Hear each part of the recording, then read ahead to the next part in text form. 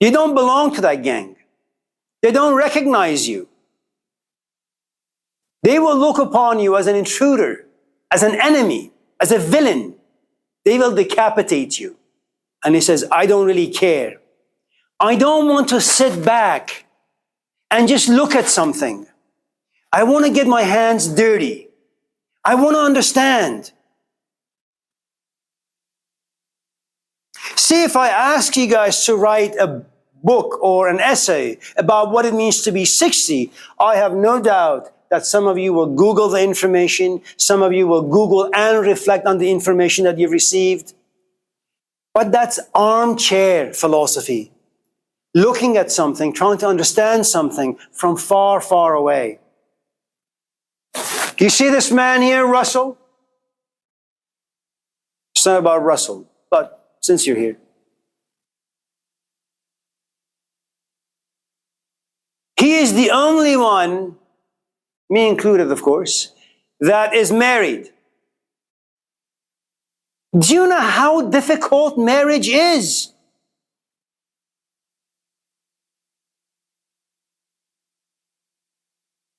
Do you know what you have to overcome to be able to compromise? So you're not fighting every day. You're not sleeping on the sofa every day. Now add to the complications by children, by having children.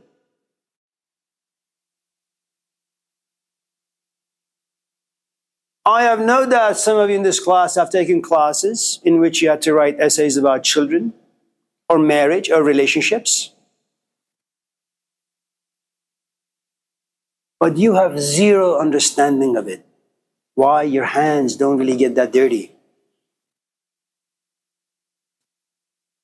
So what this Indian guy did, again, remember the book is called Gang Leader for a Day, or maybe Gang Hero for a Day.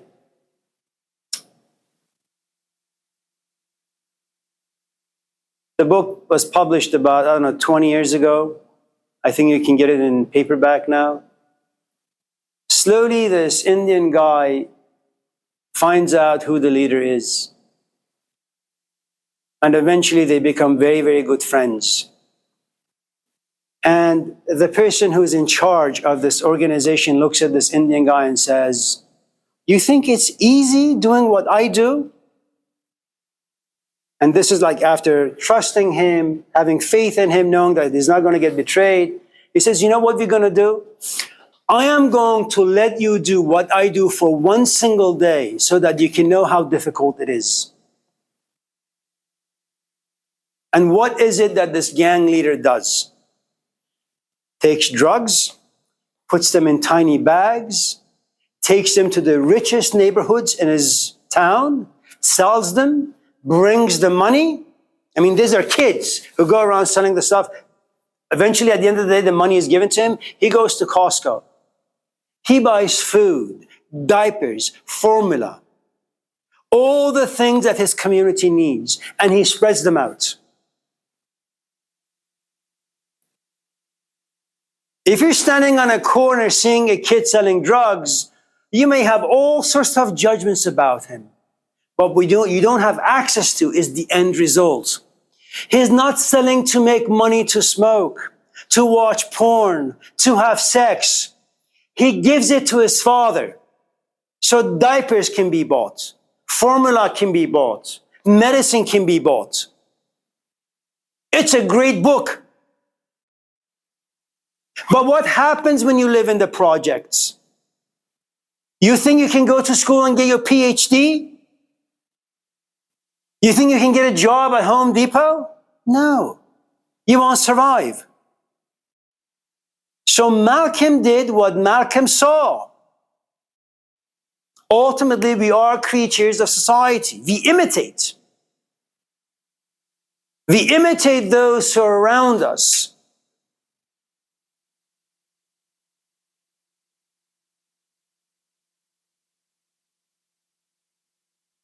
If you have a father who drinks too much, there's a good chance you'll start drinking when things go bad.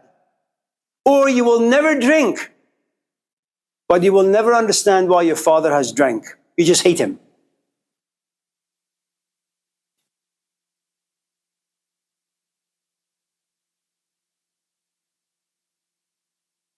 Your task is to not be like your father. Don't drink, but understand the reasons for his drinking.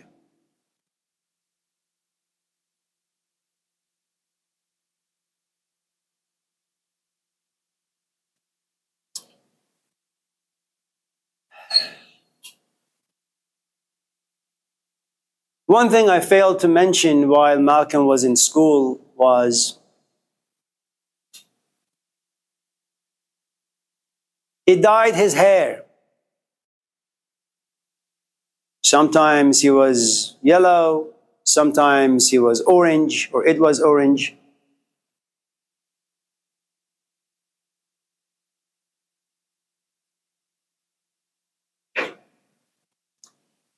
You know, the path to self-knowledge begins with you hating yourself.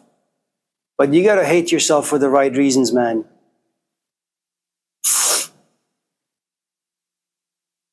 Remember the hero that I was talking about to you that comes to my class on Mondays and Wednesdays?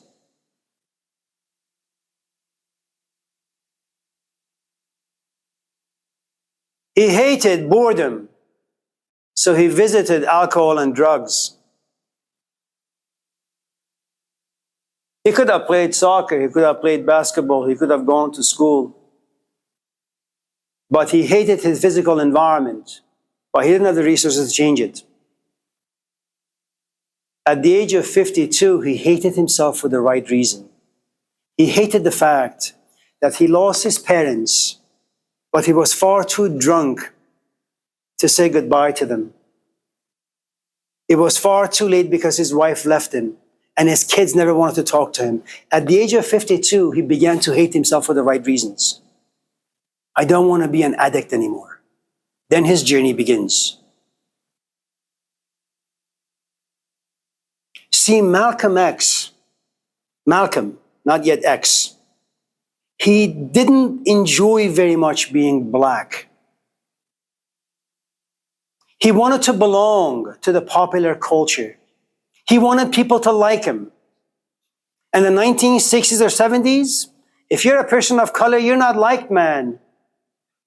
Whether you're Asian, Middle Eastern, or African American, you're just not liked.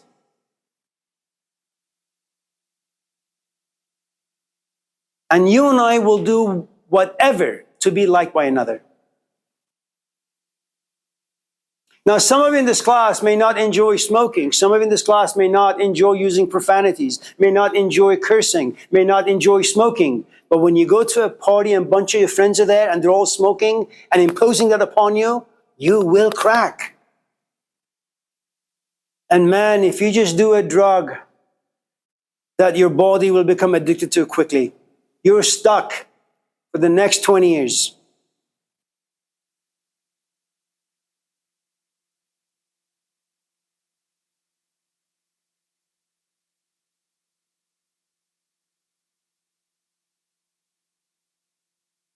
If I want to get to know any of you in this class, you know what I'll do? I'll ask that you come with your friends so we can go somewhere and have a good time. And then by studying your friend, I realize the sort of things that you like. Because when you're with friends, you're comfortable, you're open. There is nothing to hide. They already know you. When you come to my office and you say, Amir, I want to talk to you. Well, what are you going to say to me in like 45 minutes?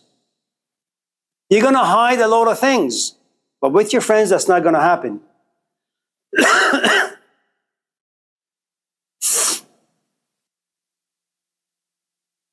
Eventually, Malcolm gets caught and Malcolm gets sent to prison.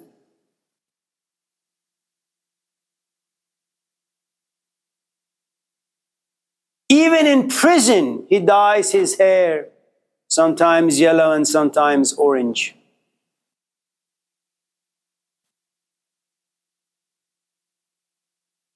When I was a young man, I enjoyed playing tennis about 8 hours, 9 hours, sometimes 10 hours a day for about 10 years. I had a hero. His name was Bjorn Borg. He was from Sweden. He was #1 in the world for a few years. He never complained. When he won a point, he never celebrated. When he lost a point, he never threw antics. They call them the Iceman, kind of like, Top Gun. He just showed no emotions. And the company that branded him was Fila. And in the 1970s and 80s, very, very expensive clothing brand to buy. So I wanted to be like him. So I grew my hair long. I wore his clothing. I bought his racket.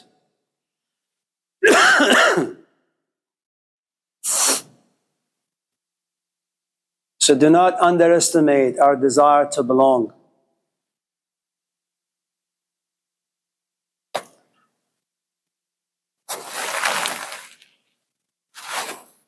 So for those of you in this class who have a good dosage of self-hatred and for the right reasons, for those of you who are depressed, lonely, and sad, and you want out, there's a very, very easy way out. Find people who are not depressed. Find people who have a relatively mature perspective about life. Hang out with them. Become addicted to them and their perspective. And something about you will change. It'll be a struggle, but change will happen if you stay there for a long time.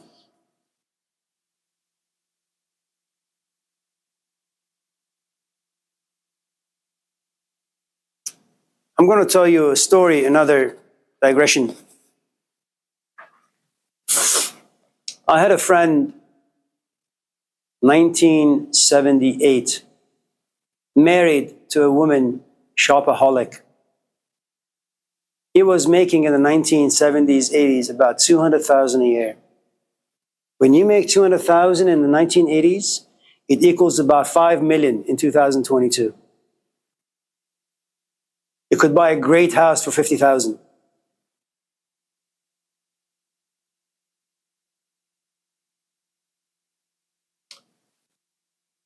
End of the month, they were bankrupt. They had 2 children. The woman would shop ridiculous things. Even now when I go visit them, they have brand new clothing, jackets and shirt and shoes in boxes and in plastics. Never opened. She would buy dolls for $15,000, $16,000. They would fight. But then one day something really amazing happened. He went to the Persian store to buy some bread. The owner of the Persian store was a philosopher. A man who taught in Iran and came here. And he decided to just open a deli, a market. The first Persian market in Sacramento. The first time he went there, the owner asked him, "Oh, what's your name? It's good to meet you." And they sat and talked. And there was something about the owner that triggered something about this young man.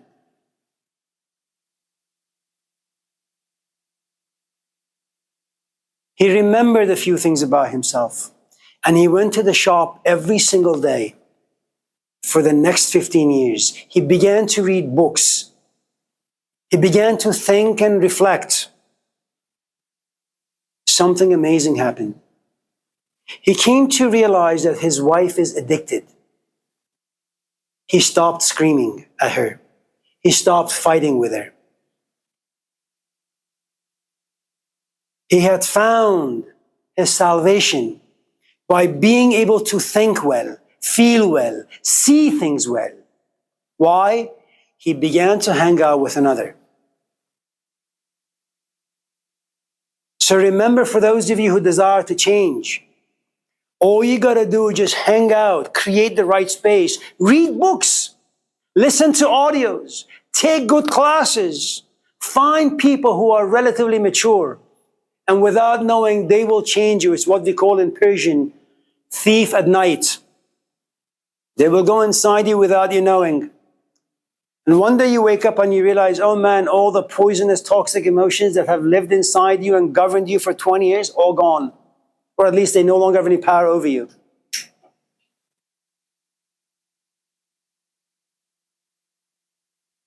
In prison, something really strange happened. Russell, some weeks ago in this class, asked, can we talk about happiness? We haven't really talked about it, but let me just give it to you. The word happiness is rooted in the word hap, H-A-P. It means luck. The gods, if there are any, liked, maybe even loved Malcolm.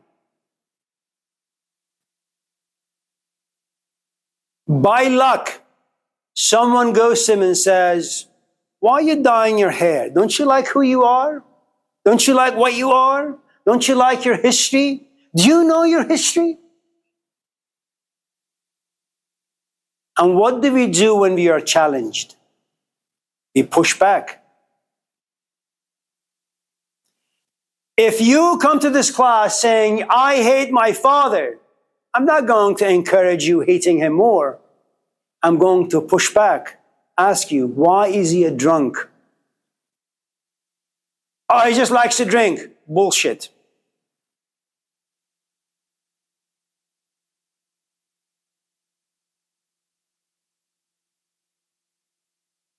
Do you know how difficult and complicated life is? Do you know that we have no access to our emotions for the most part? Do you know what happens when you get married young and have a child young? Do you know the pressure? Remember the saying of Socrates, no one does anything wrong because they think it's bad. People do things because they think it's good. It gives them pleasure. It gives them prosperity, power. You know, you may not like what I say today in this class, and you may come to me and say, Amir, you're a piece of shit.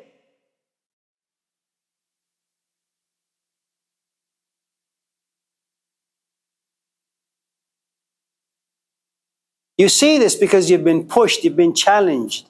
It doesn't feel good. You react. I'm not going to be like you. I've been in your shoes. I'm going to say, okay, maybe the weekend will come and he or she will just cool down a little bit. Maybe they'll gain some perspectives.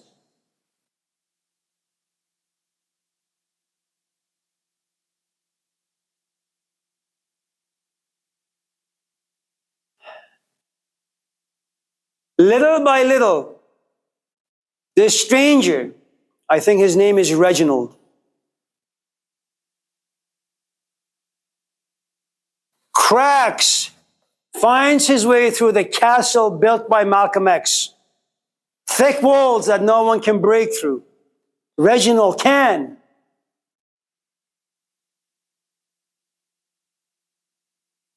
And you know what happens when you gain the trust of someone? They begin to listen to you. For the first time, Malcolm goes to the library, opens dictionaries, looking for the meaning for words. For the first time, he becomes interested in religion.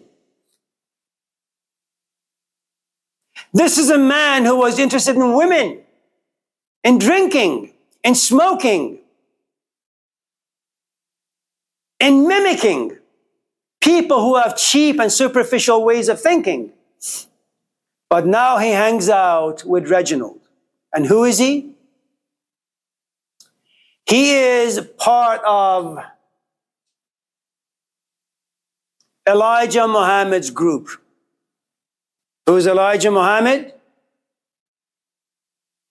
The Black Muslim Brotherhood.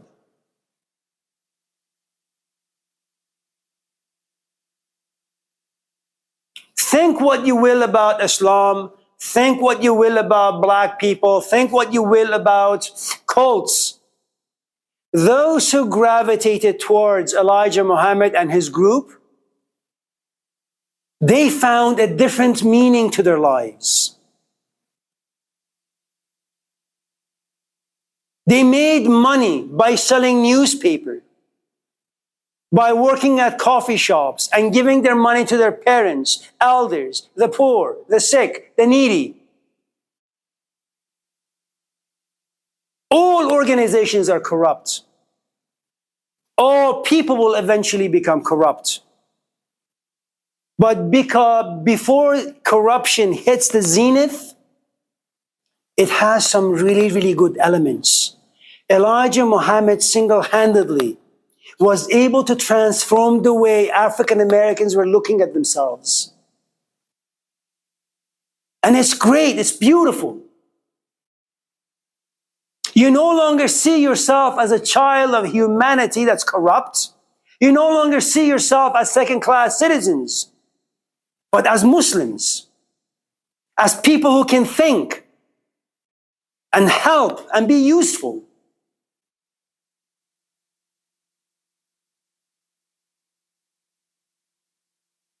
And in prison, Malcolm X develops a love affair with a man he's never seen, he's never spoken to. His name is Elijah Muhammad. Imagine if you are a lover of Jesus Christ. You have never seen him, but you've heard about him. And for the past 2-3 years, you send letters, and letters come back to you, signed by Elijah Muhammad. And he says all these wonderful things about you. And you begin to read books, i.e. the Quran or the Bible. And you know what happens when you keep reading the Quran or the Bible every single day and you think about the ideas in the Quran or the Bible every single day? Your brain chemistry begins to change. You become a different human being. And then Malcolm is released. And then he stands before Elijah Muhammad, the man he has idolized. And you know what he does? He cries.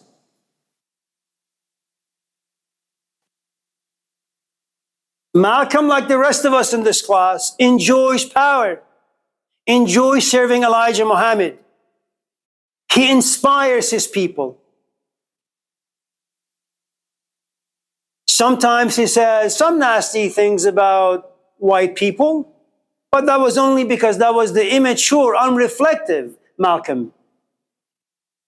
There comes a point where Malcolm says, I don't want power. I don't want to be behind the microphone talking to people.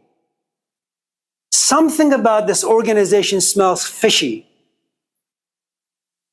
You need to understand how difficult it is to go through detox, man. You were a nobody. You end up in prison. Someone like Elijah Muhammad gives you power. In fact, when he dies, you will guide this organization. Why do you say no? I'm not about that. I'm about truth, understanding, self-knowledge. There is something about Elijah Muhammad that's not good. There is something about Reginald that's not good.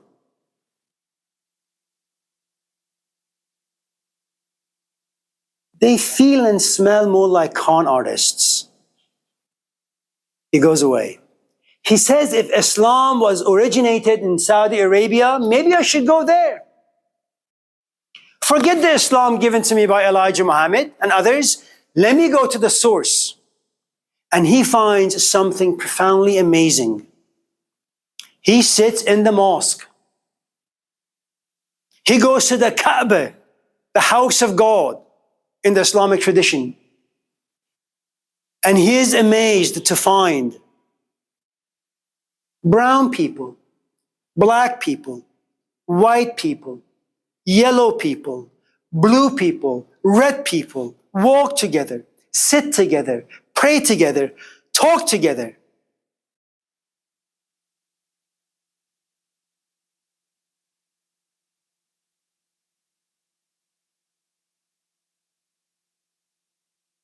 Do you see what happens? You see how he overcame racism. You see how he overcame bigotry. If initially a Beginning of his journey, he said, white people are bad. Like Jesus near the end, he said, everyone is welcome to sit at my table.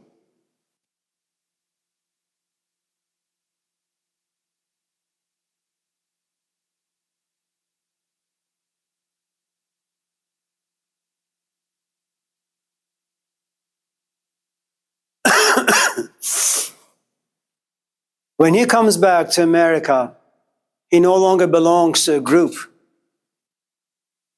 He's a man who stands on his own intellectual feet. He creates his own world. Now, here's the other thing you need to know. Even though he's being told repeatedly, you will get shot. Don't give talks.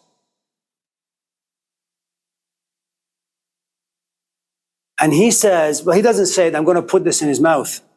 He says something that Socrates said some 3,000 years ago. They may be able to shoot my body, to kill my body, but they will never reach my spirit. So some 3,000 years ago, when Socrates was asked by his disciples, Socrates, our teacher, when you die, where should they bury your body? And he said, if you can find Socrates, bury him wherever you want. In other words, my body is nothing but a vehicle. What it carries is my spirit. If that's a little too difficult for you to grasp, go watch the movie V for Vendetta. In the tunnel, there is Mr. Creedy and 20 of his goons, and there is V, the masked man. And they're about to all shoot at V. And all that V has are just knives. And there comes a point where the soldiers open fire. V moves around, he's hurt a little, but then he stands up. And Creedy looks at him and says, why won't you die? And he says, behind this mask is flesh. And behind this flesh are ideas. And ideas are bulletproof.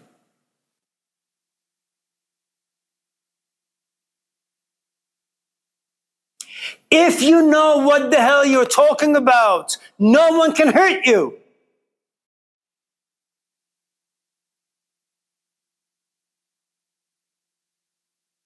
It's only when you have a lot of assumptions, but zero understanding.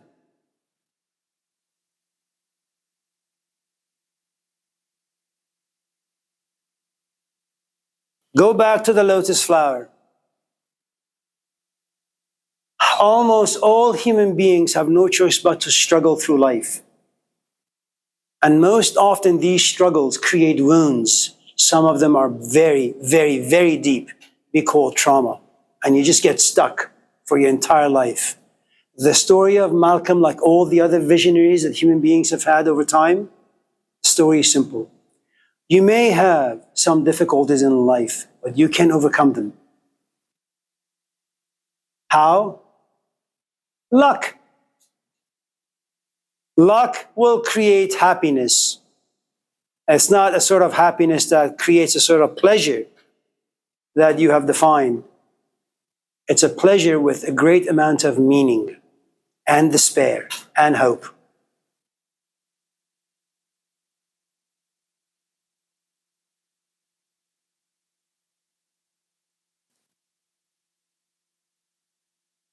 Do you have any questions or comments?